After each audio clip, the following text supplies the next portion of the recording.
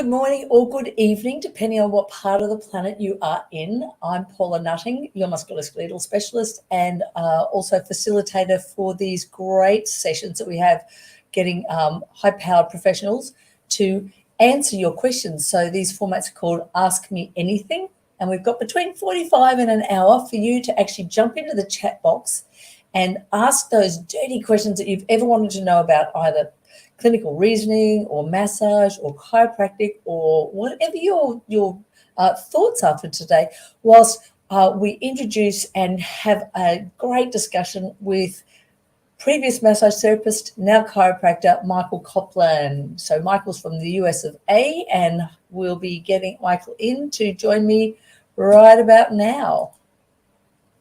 Okay.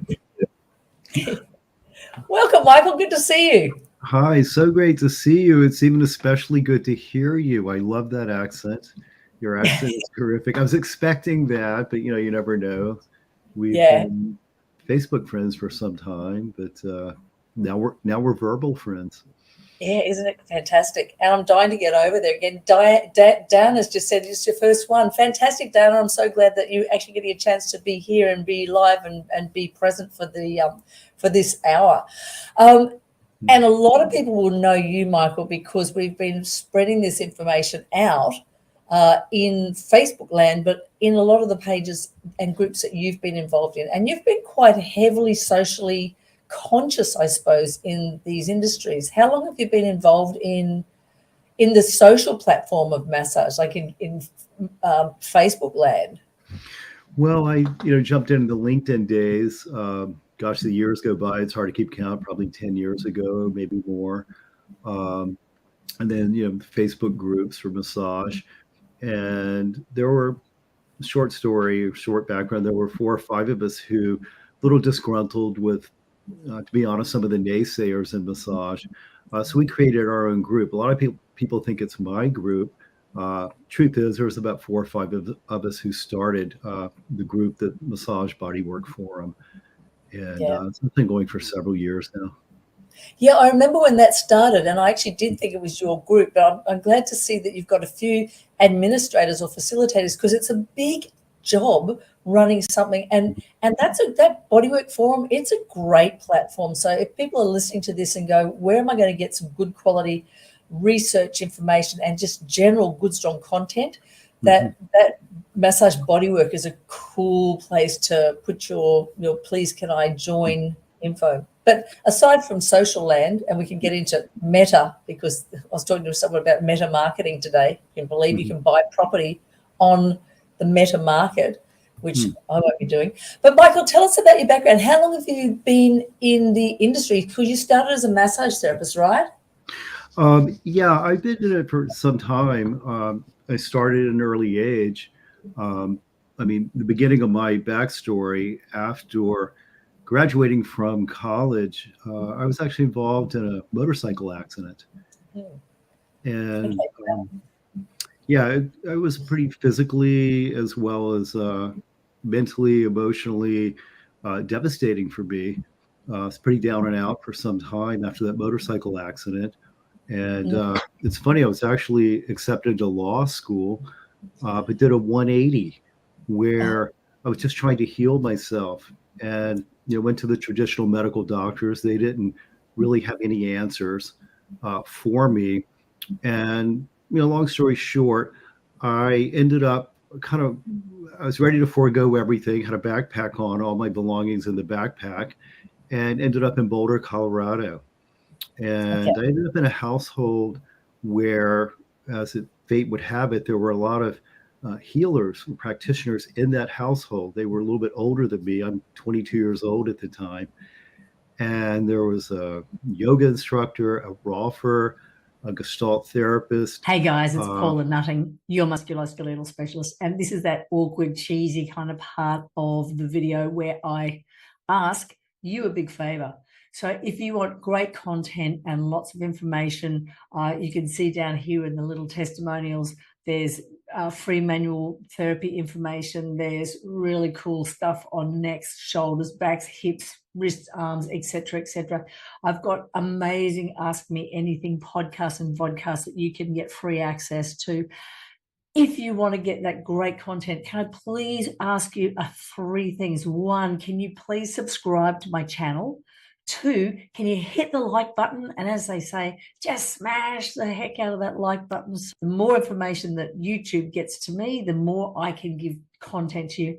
And if you can click on the bell, that will also give you timelines for when I'm actually dropping something into YouTube so that you can access it really quickly. So subscribe, like, and click on the bell, and I'm hoping to get you as much great content as I possibly can. Paula Nutting, your musculoskeletal specialist.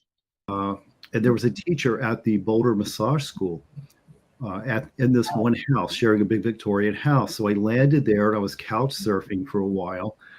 And I realized I just needed to heal myself. That was my mission in life. And I became immersed in kind of everything under the new age sun. Doing my yoga. I was with the Buddhist Center, meditating, just nutritional, means. And I was heavily influenced by these people. Well, to cut to the chase, massage and chiropractic care really saved me. That changed my life. So that took you from that injured body into something that you could, body, mind, and spirit, I suppose. Absolutely. Everyone talks about, the buzzword biopsychosocial. I needed it on all levels. And, the chiropractic care for the spinal work primarily, the massage was, invaluable as far as, massage is so powerful. I wish massage therapists understood how powerful what they're doing really is. And I know there's a big buzz about the research and the, meta-analysis and all of that. But if you talk to pretty much any massage therapist, there almost seems to be a gap between what they see in their clinical reality, where they're changing people's lives, mentally, emotionally, consciousness, perhaps, as well as, physically, in many ways. So I was completely absorbed by receiving massage, helping me. It was one of the instrumental ways that I got healed during that phase of my life, along with the chiropractic care. Yeah. Tell me, because I know I've been involved with a Gestalt therapist years and years ago, and I think that would be really, that's a valuable tool as a introspective way to look after yourself. A lot of people out there will be listening to this and not know what a Gestalt therapist is. Can you give a small, what she or he did, and did you get any use from the Gestalt work, or was mainly all the massage side while you were couch surfing? Yeah, I think I need a massage to help me from sleeping on the couch as well. Gestalt therapy in a nutshell is a medical doctor, PhD, Fritz Perls, created it. If memory serves me, it was actually during maybe World War II, where he needed to quickly help work with people. But anyway, you can look up the history of Gestalt. It's another therapeutic means of getting in touch with your emotions, how you're feeling, and how you get stuck in certain issues, dramas in our lives. It helps us to, of course, break free from those. Yeah, I remember hearing this. We went to this Gestalt therapist when I was first dating a fellow. We thought, let's go, because we want to take our baggage as we've got our own baggage, and to be able to recognize that we're not transporting that across to the other person. And it was really, it was great. No drugs. Gestalt therapy is a fabulous tool just to find out how to manage your own mess, I suppose. Yeah, you can confront it, and with a good teacher. And I was with an ongoing Gestalt group of us, probably 5 or 7, for about 3 years, and it's really good interpersonal dynamics, group encounters to kind of express and cathartic, like you're saying, different emotional blocks that we might have. Yeah. God, I remember writing the etherical problems I had and putting them into the imaginary balloon and letting the balloon go. And everything was up and powerful versus wanting to dig a knife into the back of that negative experience, because we want to be enlightened and lifted and at an energetic level. We know that, like, if someone comes into your clinic in a dark space, they're much harder to treat. The tissues are harder to treat because they're overridden by the neurotransmitters of the brain. Yeah, it's very important. I mean, it's, I'm sure everyone listening realizes that it's good to try to acknowledge and honor people, meet them, on the tone level, if you will, where they are. And it's good to let people, of course, feel safe around us. It's not like we're going to necessarily process them, emotionally when they come to us for massage or any form of body work, but it's still good to they get a sense that you have an empathy of where they're coming from at the least. And, that's really important. It is really important. That empathetic touch from a therapist to their client or patient is part of the placebo health journey that we have, because, we're not actually touching them at that stage, but they are intuitively understanding that we've got their best interests straight away, and then we're changing at that, like at a cortical level. Yeah, absolutely. Because, as we all know, as soon as, especially a new client or patient, when they meet us for the first time, there's a lot of signals and meta signals that they're reading about us. You can tell a lot about a person from the body language, the energy, if you will, they put out. And, there's a lot of, I guess, messaging, they're trying to, that they can pick up about us, and they want to feel safe, and that know that we're, paying attention and conscious of their state that they're in as well. That's really important. Yeah, so true. So how long did you do massage, and how did you segue from massage to chiropractic? Because that's really cool and very interesting. Yeah. Well, like I was saying, massage was so powerful in my healing process that I decided I wanted to become a massage therapist.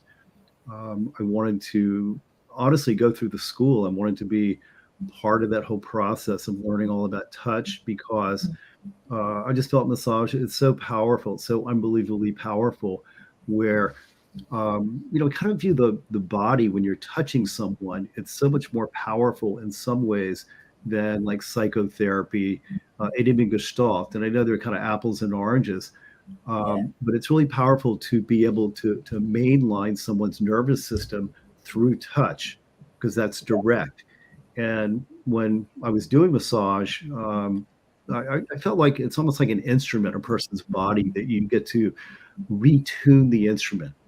Like a piano might be a little out of tune, and maybe some bad songs metaphorically have been played on that piano, meaning the person has a lot of traumas in their life, stuck patterns, etc. And when you're massaging them, you have a chance to literally kind of impregnate a different consciousness, a different integration into their nervous system in a very direct way. And that's kind of how I got into massage. But I know there's the aspects of the lymphatic, drainage, and getting muscle spasm to decrease, and calm, reduce pain, and all of it is one is not better than the other. But for me, I got into it mostly for the psycho-emotional consciousness of kind of retuning and changing, people's situation, their life situation in a lot of ways through massage. And that was it at Boulder? That's what you were saying? That was the University of Boulder? Yeah, I was in Boulder, Colorado. Back in the day, for those who don't know, Boulder, Colorado, and to this day, it's kind of a power center. It was a huge mecca for a lot of the new age transition and birthing and evolution that was happening in America. I mean, other places were too. We used to always say there's Boston, Boulder, Berkeley, the three Bs, Boston being on the East Coast of the United States, Boulder kind of in the middle, Colorado, and Berkeley. But Boulder, for whatever reason, was a real hub. And we tease and say back in the day, in the late 70s, in Boulder, you could be at a bus stop and someone would process you. There's a fellow, Dr. Frank Lloyd, who I think was doing spinal reflexes over, and he was in was it Boulder? Actually, may not have been Boulder. I think he was Durango, Colorado. But that's Okay. kind of all in that same space, isn't it? All Uh, very yeah. new age and like moving forward when it comes to body work and body and brain. So how long were you massaging for? Well, let me go back a moment, if I may, because yeah, I mean, we can jump anywhere, and like you and I were saying before this began, we could easily spend 8 hours on this, and I do want to get to areas very soon that hopefully the listeners find very helpful and can relate to some of the stresses and struggles that I encountered, which I'll get to in just a moment, and ways that I found out of it, and how massage therapists can be helped, again, with stresses and struggles they might be experiencing in their practice. Boulder at the time, also, it had the Rolfing Institute. It's still there. The Rolf Institute is in Boulder, the Naropa Institute, etc. But Boulder at the time had the #1 massage school in the United States, and arguably in the world, some people say. It was the Boulder School of Massage Therapy. And I took every elective they had. So back in the day, it was an 18-month program, so a year and a half, which was a long time back then. And I know Canada even has like a 2-year or more program. But we ate, breathed, slept, massage. It was just an amazing time in my life. I feel very blessed that I got to live in that era where we were all like one big family. I know there's a lot of quibbling now and different factions of massage, but it was, really one big family. We supported one another. We realized there's a lot of diversity of techniques and approach with massage, and we respected them all. So, perfect. I'm happy I got to, experience that. So anyway, I went to the Boulder School of Massage. And then what I did when I got out is I opened the Denver Massage Center.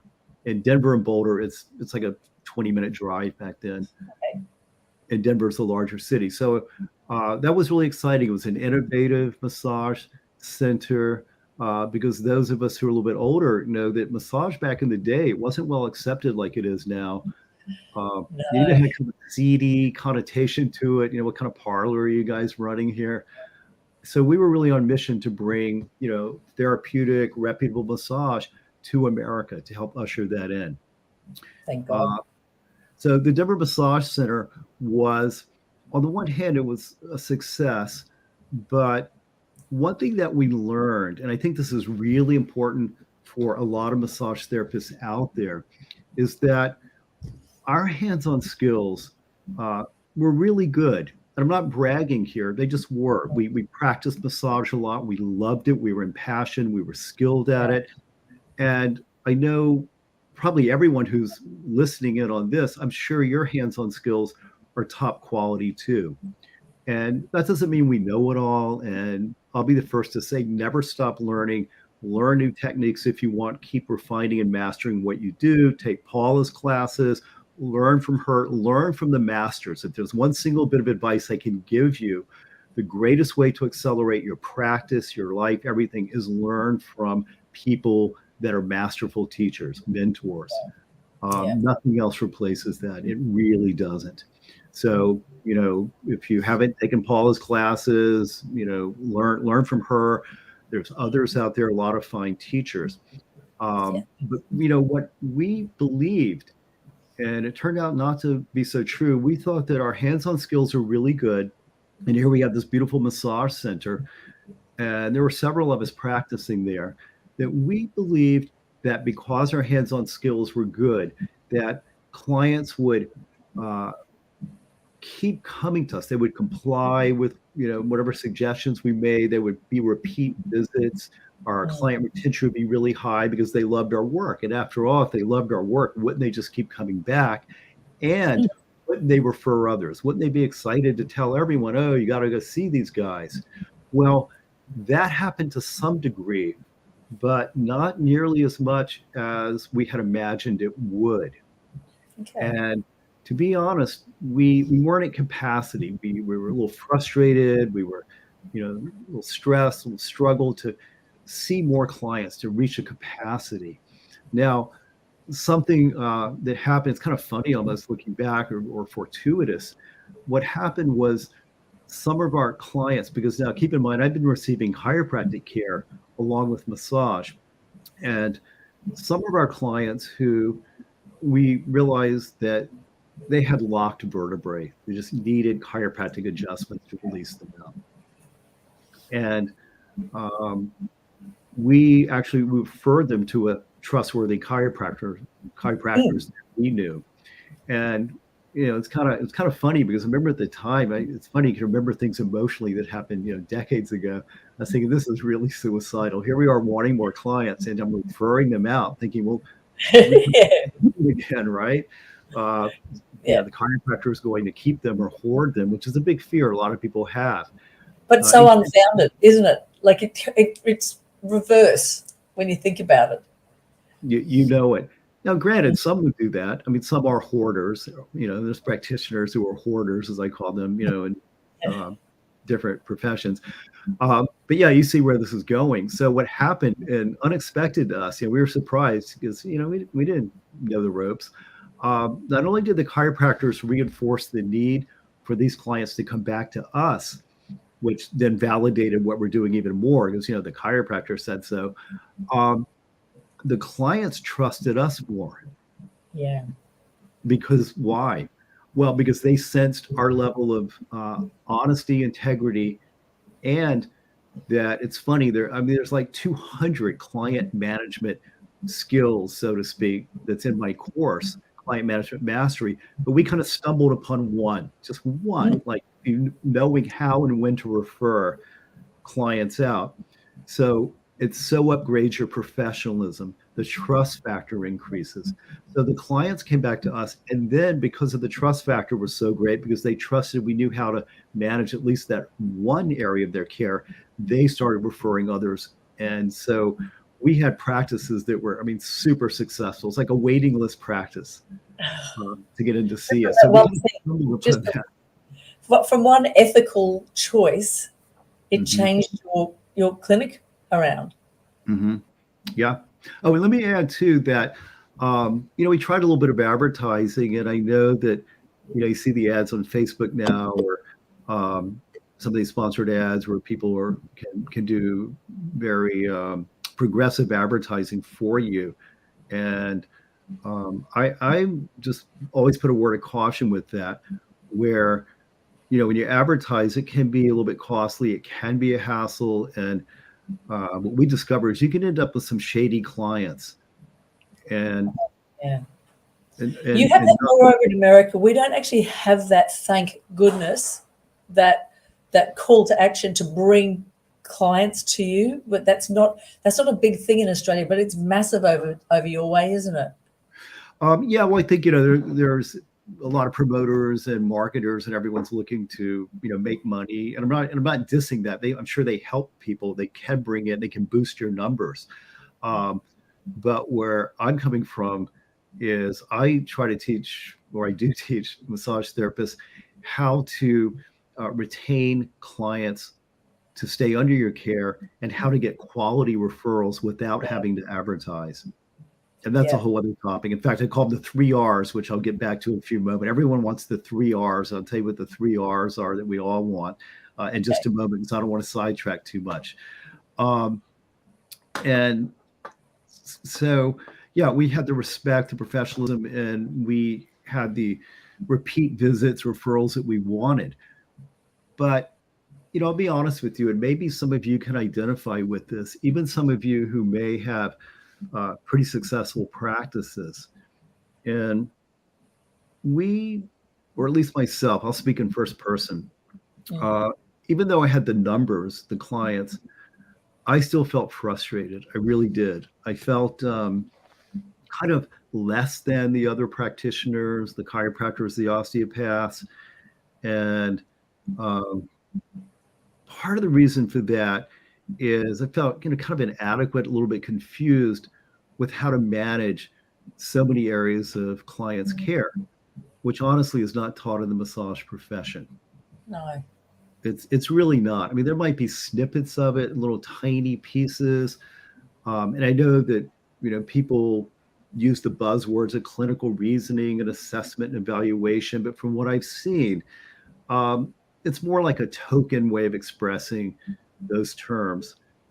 And granted that people that are teaching hands-on classes may have really great assessments and evaluations within what you're teaching, with all due respect, but in a broader overall sense of learning how to evaluate, assess clients all the way through the course of care with you and measure and monitor their care, that's missing in the massage profession.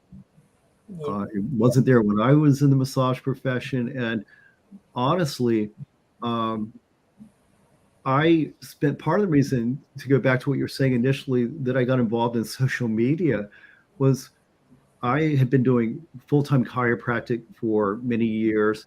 And that's a whole other story. I actually retired years ago from chiropractic, went through divorce. I was raising my kids for 5 years and started missing chiropractic. So I came back in part-time 10 years ago or more, and love it more than ever. But what I realized during that interim was that I thought maybe someone's come along and given the client management skills to massage therapists, and realized it hasn't really happened. Now, what spurred me to want to learn this myself, which is going to lead into why I went to chiropractic college, is when I would observe the chiropractors. Here I'm doing massage, and massage practice was great. But me personally, I felt frustrated, a little confused, a little inadequate, not knowing how to manage areas of the client's care, not knowing how to answer their questions, the questions to ask, and everything with new patient indoctrination. They come in complaining of, headaches or shoulder pain. How do you work this up? What are the questions to ask them? How do you know if you need to refer them out? How do you know if it's a sprain or a strain, et cetera? How do you consult with them and evaluate that health history form in a very thorough professional way? Massage therapists might, we were taught one or two basic questions, any serious injury, to wear contact lenses, great, lie face down. That's kind of what we were told. And I would observe the chiropractors, and they would even let me sit in. In fact, chiropractor Michael Sasno was his name. I don't even know if he's still around. That was so many years ago. And I'd watch him work up new patients. And I was like, wow, I want to learn that within my scope of massage. And then the proper exams to do that are focused on those presenting chief complaints, what findings to look for, which then really helps you get specific with your massage treatments. Yeah. Okay. A roadmap. A roadmap. Yeah. Because when you think about client management, the word management, it loses people. But it really means just to guide or direct every aspect of a client's care from A to Z. So you're always in charge of communicating it with them, and the protocols to go through, how to examine them, how to make treatment recommendations, short-term, long-term outcomes based on that, how to measure, monitor their progress, how to even do re-exams. And if it all sounds complicated, it's only complicated if you don't know it. But like a lot of things in life, once you're taught a systematic protocol, you go, oh, this makes total sense, and I can do this step by step. So, okay, so to shoot ahead, I realized I wanted to learn those skills. I just had a strong desire, so I went to chiropractic college. That was the main reason I went. It was a tough choice. I had a great life. We loved massage and a lot of friends, and there was no chiropractic college anywhere near Boulder. You'd think there would be. So that led me to California to go to chiropractic college. Okay. Wow. Yeah. I mean, also wanted to learn spinal adjusting to complement my hands-on, massage skills. So that's how I got into chiropractic college. That's kind of the background with that. Okay. And then I'm going to ask questions with how you like to link, what part of the human body will you go, I'm going to do soft tissue, then I might do joint, then I might go soft tissue. But before I go back to that, you are teaching in a chiropractic school, or you're involved in chiropractic association? I know that you're more than just a chiropractor. You've gone on involved in the actual chiropractics. What's you obviously you want to give back. Right. Well, I think chiropractic itself, to give you a direct answer, I was also with a practice management group for 5 years. And a lot of people were thinking, what does that mean? Yeah. Well, believe it or not, when you go through chiropractic college, it's 4 years. It's pretty extensive. And you learn how to do clinical reasoning, assessments, even diagnosis and all that on patients. But there's kind of a missing link there, believe it or not, where practice management groups, which exist for chiropractic specifically, teach you how to kind of link it all together, especially through other procedures that are patient management based that encompass the clinical reasoning, assessment, and diagnosis. A lot of communication skills, and they even teach you things like how do you generate referrals from your current patient base, which is really important. Yeah, a lot of people know that. And I think I just lost me on the screen or something Yeah, changed. they're just doing a couple of piggies that'll come through here. We might see you soon. Fine. You Make sure won't you know. can still hear me. Didn't lose me. Never we're know here. with the internet thing these days. So anyway, I was 5 years with a practice management group, and between that and the client management skills I learned in chiropractic, the practice management group, honestly, I ended up with one of the most successful practices in the nation, they told me. Oh, wow. Yeah. And because it was just we were so impassioned with this knowledge, these skills. And I was teaching them to massage therapists who I referred patients to. Some worked in our clinic, and altogether ended up teaching these protocols, procedures to, my guess is over 3,000 practitioners at the time, because they're just so powerful. We just wanted everyone to learn these because it so up levels your success. It gives you satisfying success with the numbers of clients that you'll be seeing.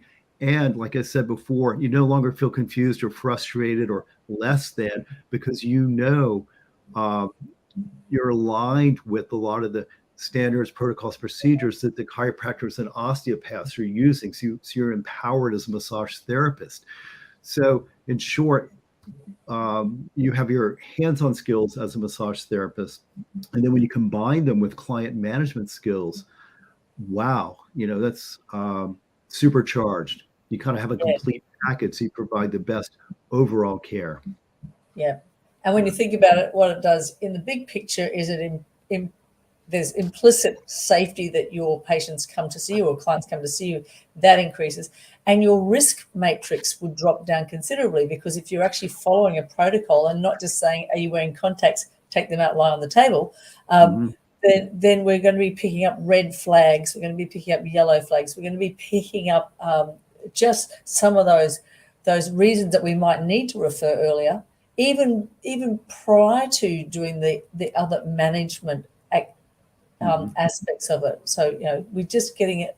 You're establishing something that people can follow a pathway that's clean and streamlined. And the other thing that I like about what you're doing is that people are, okay, my massage therapist does the same stuff before I get on the table as my osteopath does or my chiropractor does, so that it's giving that professional level, that next step up. So it's a really, really clever way for massage therapists to actually align themselves up with some of the other allied health professions. So well done. Yeah, well said. Well said, absolutely, because a couple of things to your point. And I mean, you're right on point with what you're saying, because some massage therapists, hearing this, would think, well, this isn't for me. And I'm the first to say this isn't for everyone. It's absolutely not. In fact, on the website that I have up now, which it's, mildly under construction, I put a disclaimer: this is not for everyone. That if you really don't want to learn advanced client management skills and all you want to do is, just more hands-on only, this is not for you. You're not going to like this. And some people feel, let me just throw in real quickly, that, wow, do I really want to get into all this, more educational stuff I have to learn and responsibility with learning client management? My response is exactly what you were saying. You're so on with this, Paula, that once you learn this, that you actually become freer to dance within your certainty, because you have confidence, you have assuredness, you have direction, you have clarity about how to manage every area of your client's care.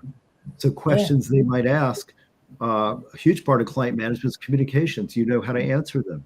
you know what questions to ask them.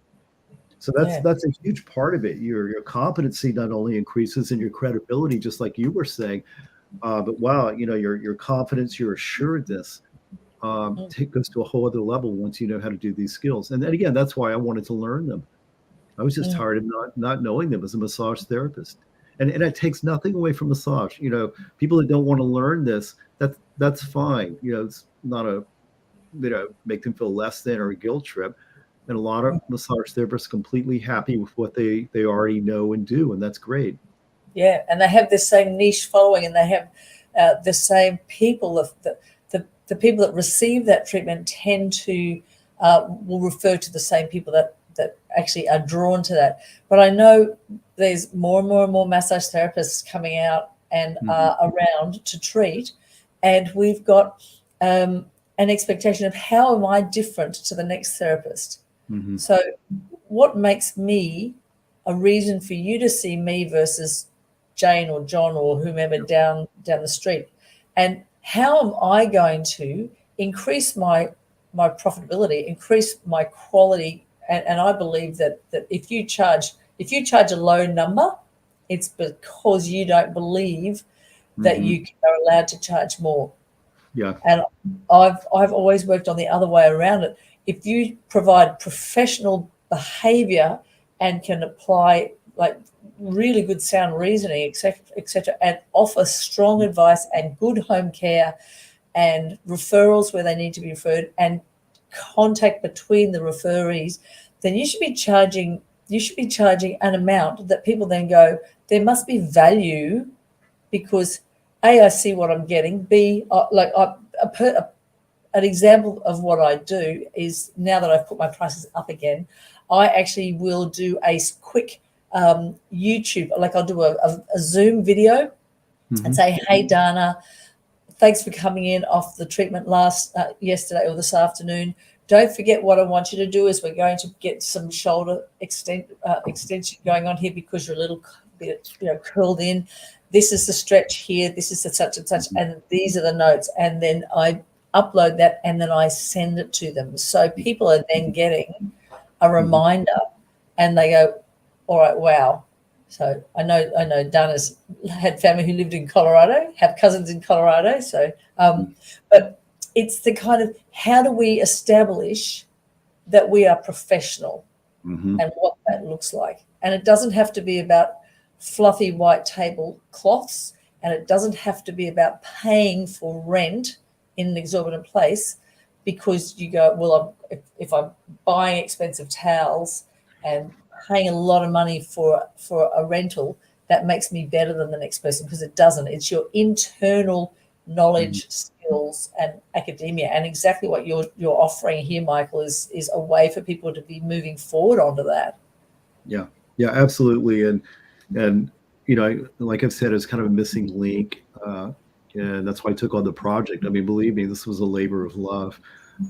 Could ask my wife, and I mean, hundreds of hours to kind of put it together.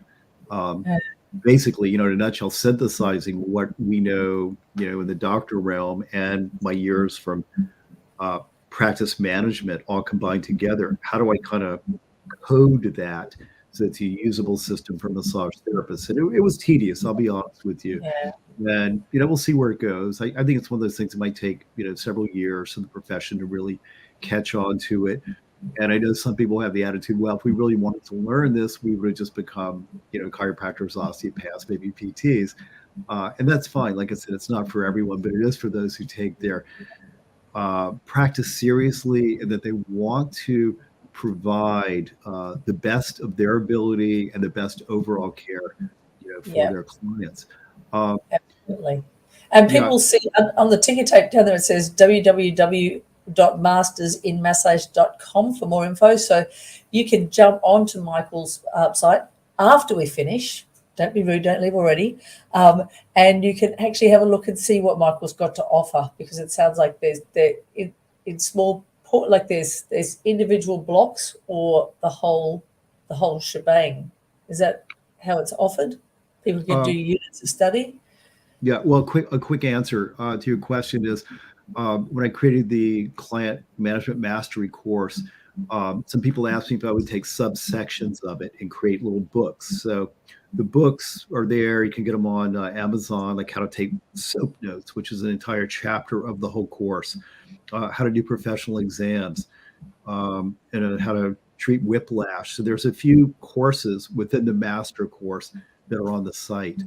Cool. You can just go directly to clientmanagementmastery.com if you want to mainline. In fact, there's a sale going on now for that course, the home study course. In fact, I just had some people wanted DVDs. It surprised me. So hold on, right there, Client Management Mastery.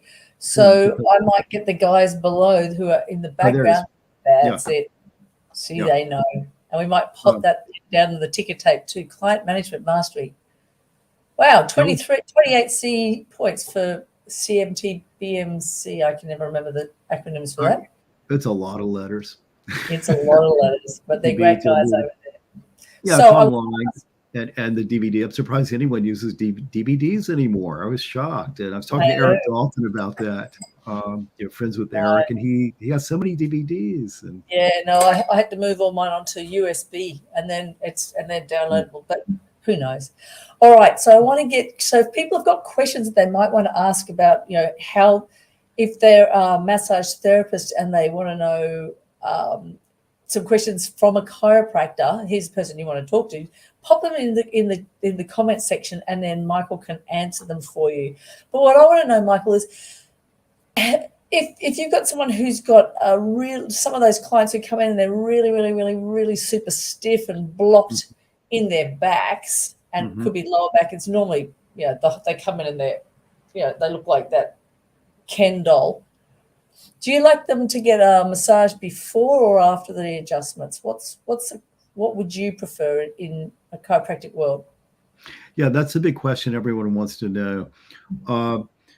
In the description you gave, if they're super tight, and that's going to impede the efficacy of the adjustment, and it's going to be difficult, to get through the muscle mass, if you will, to adjust the vertebrae, then of course you want them to be relaxed out first.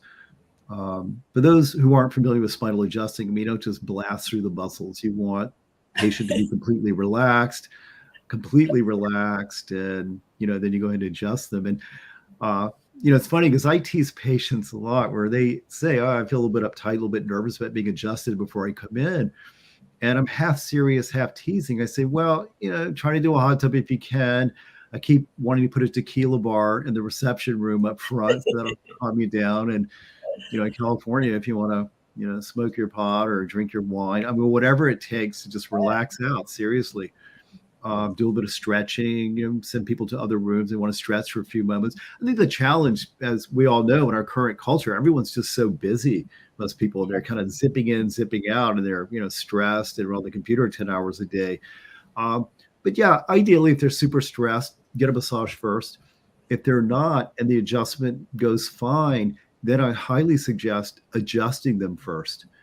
And Okay. And the reason for that, in a sentence, is because if the spine is locked and it's pinching the nerves coming out, so the nerves coming out from the spine, the peripheral nerves go to everywhere in the body and control the muscles. If the spine is locked, pinching the nerves, there's an inherent signal telling the muscles to stay somewhat tight. And that's part of what got me into chiropractic. When I was doing massage full time, you can massage someone till, the cows come home over and over, but the muscle still stays hypertonic. And there's indicators the vertebrae are tender, they're not moving on intervertebral range of motion, et cetera. They need to be freed up. So perfect world, get into a spa or chill out or have your tequilas or I like the idea of just getting in. I think some chiropractors will do an assessment and then put you on blocks for a while. It's a different technique. The SOT, as it's called, they do the blocks. I always tease and say we should have a Valium dispenser on the front door for some people just to have them relax out. It's amazing, isn't it? Valium at a low dose is muscle relaxant, and the next dose up is for here. So in my nursing days, we used to be prescribing the 10 milligrams, not the 5 milligrams. Wow. well, yeah. No, that's really Those good. were the old days. Yeah. That's right. I didn't know you had a nursing background. Yeah. Yeah. 8 years in ICU, so we were Oh, wow. about it. So I'm glad I'm Yeah. not in the ICU space right now. I'm getting tired of wearing masks. Yeah. I think we still will be for a while. But and so we should. I mean, if you've got your head face to face with a client or a patient and you're down over the top of them, I just think generally you should be mindful of whatever bacteria or garlic is coming out of your mouth for them. I mean, even pre-COVID, I would always say that during the flu season here, we should wear masks anyway, just to back on the viruses. But Southeast Asia have been doing it forever. Yeah, they always mask in their colder months. Is a common phenomenon. I'm just wondering if anyone's actually going to ask any questions around the work. So another question from me: what if you've got a patient that comes to see you, how hard is it for you not to try to do massage techniques during spinal adjustment, or can you fit both of them into your clinical space? Yeah, it's a great question. Number one, I refer or recommend to every patient that they should be getting massage, full session massage, which I do not provide that. We have two, because I don't have the time. I'm focused on more spinal adjusting, and we have 2 massage therapists in our clinic now, and I have, 4 or 5 at least who I've known over the years, different specialties of what they do. Lymphatic person, just general Swedish person, the pregnancy person, so to speak, and I refer to them. But I recommend it to all patients. To answer your question, what I do is, depending on how tight the patient might be in a focal area, so say the neck, if the muscles are really uptight in the neck, I'll spend upwards, 5 or 10 minutes at most, honestly, trying to calm the area down. I'll use basic like PNF, release type of work. I even have a massager, the vibrational device that I'll put on for a few moments sometimes. So that's kind of the extent that I do. Again, because of the time, restriction and all of that. So I know some practitioners might spend, like 40 minutes doing a lot of the cranial sacral and various massage on patients. I don't do that. I'm too busy. I refer them out. So. Yeah. How with craniosacral therapy, how much do you think, and I don't know much about it in the space of spinal adjustments and the nerve restrictions, but the link between the two of them, because craniosacral, we're looking at the cerebral spinal fluid that's mobilizing up the spine, up central of the spine. Does that have much, like, should people be having craniosacral before they come in to calm their nervous system down? Well, when I get asked these questions and, by people, by patients, I always say I'm an easy sell, and then I think it all works. It all has its place. Yeah. And there's the ideal world, the should be world. And we teasingly say in the should be world, someone should have 40 minutes of cranial sacral, then they should have a nice relaxing massage on top of that. They should go into the psychotherapy or Gestalt room for, visit that person. You put them on the gurney and take them down the hallway. Nutritional counseling, exercise, counseling, and chiropractic adjusting. I think we all know that. There's so many avenues or aspects that affect our health. And the way my mind works is, very few people are going to do everything and spend the time, the money on everything. And everyone's in a different place in their life with what they're willing to participate in, both in their self-care, nutritionally, exercise, stress management, et cetera, and how they access us as practitioners. And, I try to honor that. So ideally, everyone, it'd be great if they could have a 40-minute cranial sacral session, and they can have a session with you. And I'm sure other people listening to this have tremendous work that would be great for patients. But, playing the doctor role for me, I'm kind of triaging primary chief complaints. I start with that. Someone comes in, they've been to the medical doctors for their headaches and they don't have a medical pathology. Can I help them? I go from there. And, you can't just tell someone, well, you need to change your whole life. And, You can't go into, and you certainly can't go into nutrition and diet in the length of time that you've got in your clinic, because that's a whole new world. Yeah, and some practitioners do. I used to do nutritional counseling years ago, and I stopped. Honestly, that's a whole other story. Yeah, and it's like I think the dirty little secret of nutrition. It's 95% about what not to eat. Yeah. I always say it's quality over quantity. You can eat pretty much everything as long as you don't shove this much in your throat, because your inflammatory markers can handle little bits of everything. Yes. Yeah. I mean, I do tell patients, just for the record, a new patient, and we give them printouts, that if you have any questions that I could help you with exercise, stretching, nutrition, stress management, any of that, even sleep patterns, what kind of pillow to use, I'm here for you. But I don't preach anymore. Yeah, and that's nice. So I mean, someone who's 50 pounds overweight pretty much knows they're 50 pounds overweight. That's not healthy for their spine. They don't need to be preached to. But and they're the ones that walk away and they don't return. You don't get repeat. Yeah, right. Yeah, they don't go much places. Now, Christine's asked, how does a chiropractor help back pain, or do you have any simple advice on how to treat it in the comforts of your own home? She's been having back pains for a while now. So if they can't come in to see you, how could they? Is there any tips that you could offer Christine with her lower back pain?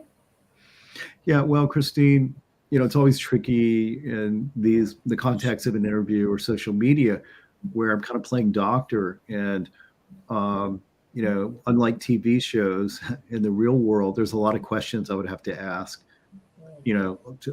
Before, I mean, back pain's kind of generic. There's a lot of questions. I mean, I spend upwards of 45 minutes sometimes with a new patient, going through the health history, the consult, and the exam. Sometimes it's only 10 minutes.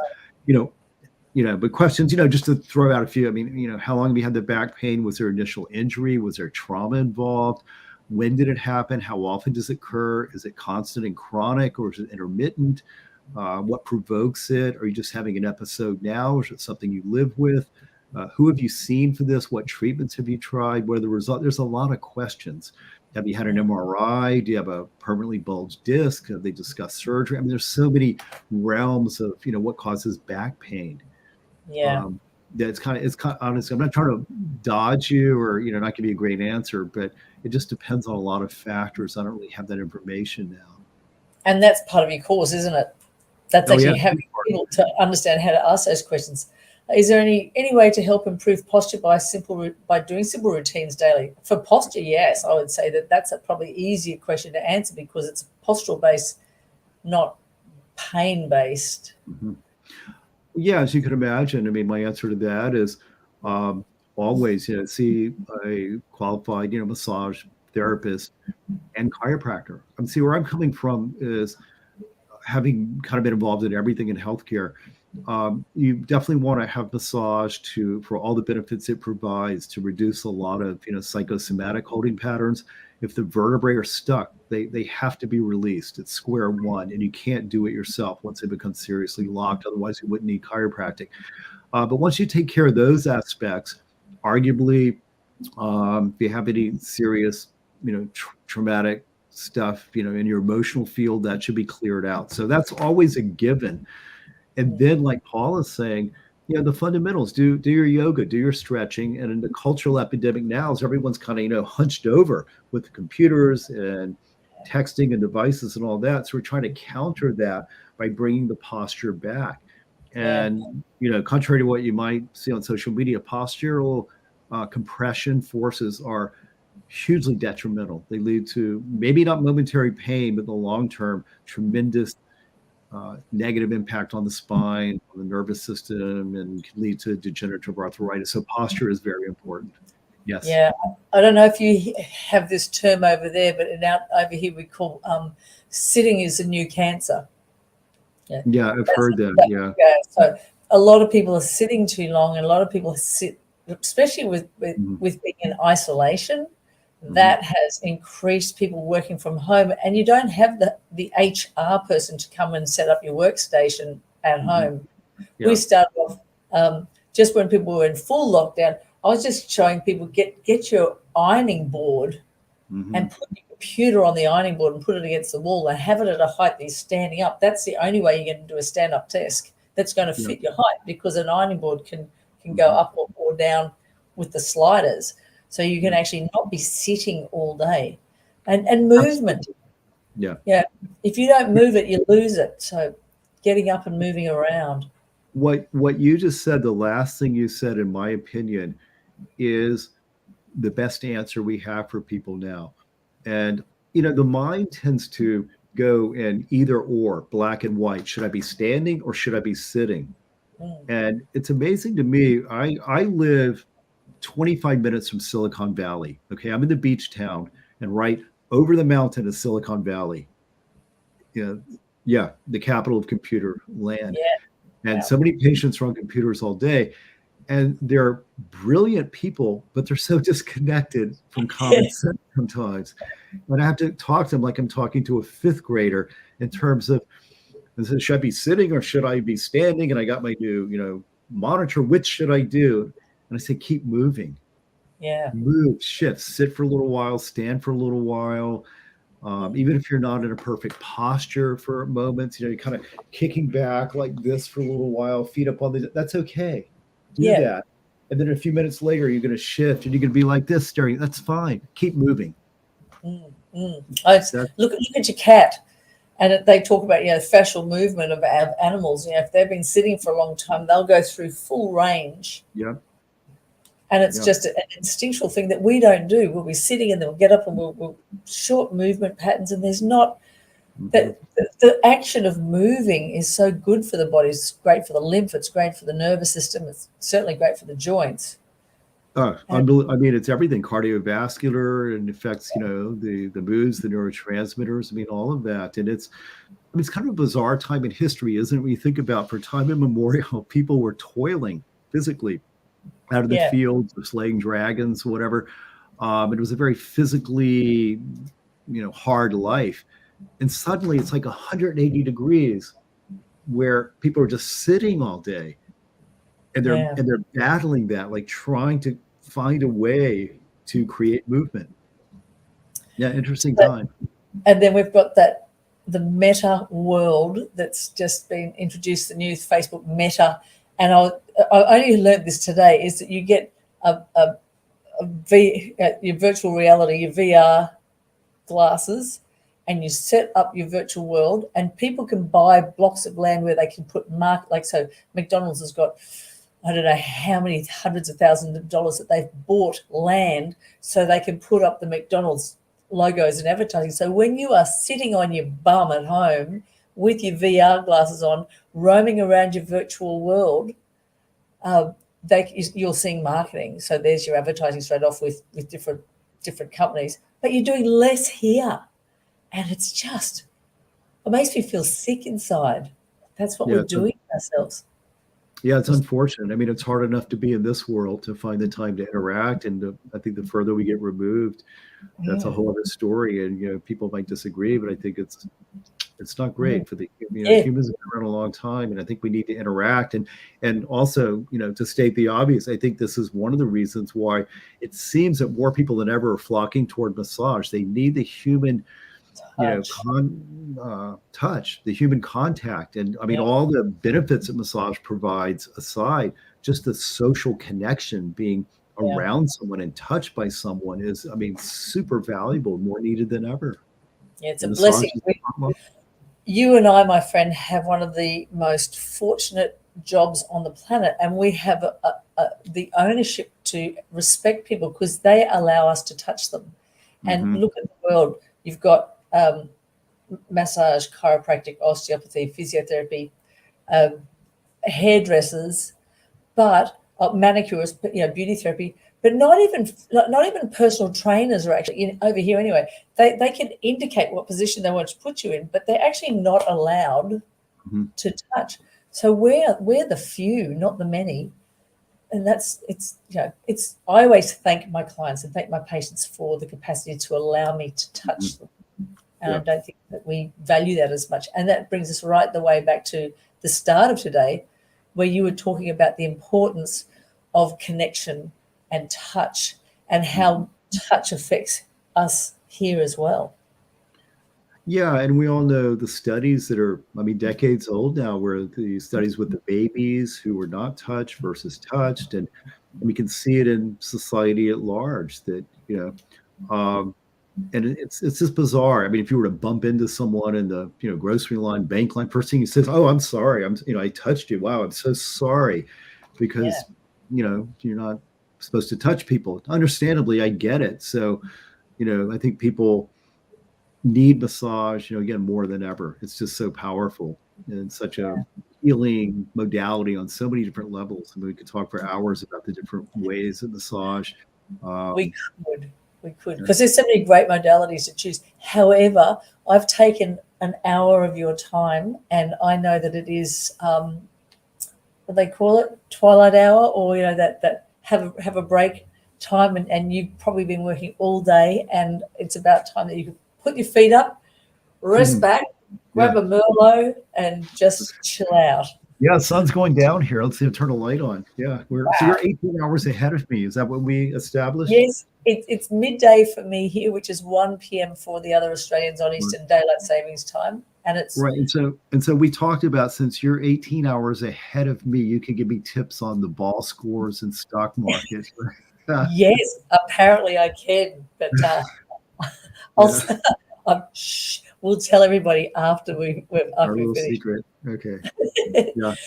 Michael, thank you so much for coming on board. It's been an absolute delight and a fountain of knowledge. And I really hope that any therapist out there that watches this a little bit later, and it'll be in Michael's page, and hopefully it'll be able to be saved in your massage movement bodyworkers, that your group, for a bit of time. We can drop this into there for people to watch if they want. I love that. Please do that for me. If you have a recording of this, because a lot of people have asked me, even my wife, I mean, she's a massage therapist and of 30 years. And she's seeing clients now. She works a lot in the evening. She likes that when they get off of work. And she was saying, where can I get a recording of this? And we'll grab it, and we'll put the link into your group. So that group. Please do. Yeah, I would love that. And are we time restrained? I mean, I could keep going. I don't know. Do you want to end it now? It's just a good time frame for you. I'm just so enjoyable talking to you. I'm just so excited to get to meet you, and you have, you're just so smart and have all the right questions, and it's a real pleasure. I mean, I really thank you for having me on board with you. And anytime, I would love to join. We'll come back. We'll come back, and if I can have you back again sometime later, and we can talk about how the course has been going and what's been happening, and anything new that we might have to offer. I've got my team that can only be here for a certain length of time, and I've got a patient in 30 minutes, and I've still got to prep my room up. But it has been an absolute cracker, mate, as we say. Yeah, thank you so much for having me, and thanks for those who are joining. I really appreciate it. Yeah. So look out for this. This will finish up in the Massage Mentor Mastership program. This will finish up with you guys here for this ongoing KIP recording. We'll drop it into Michael's group for probably about 2 or 3 weeks, so that people get a really good chance to watch it. Ask questions, because it'll be in the chat box in the ask questions section, which means that Michael will be able to get in and be able, or the admin team be able to get in there and see those questions, and he might be able to answer more of those. And we'll also make sure that we've got the links to the courses that you're running. So, Michael, it's been awesome. Thank you. Thank you. Really appreciate it. Be well. Thanks. Be in touch soon with you. Thank you. Thank you.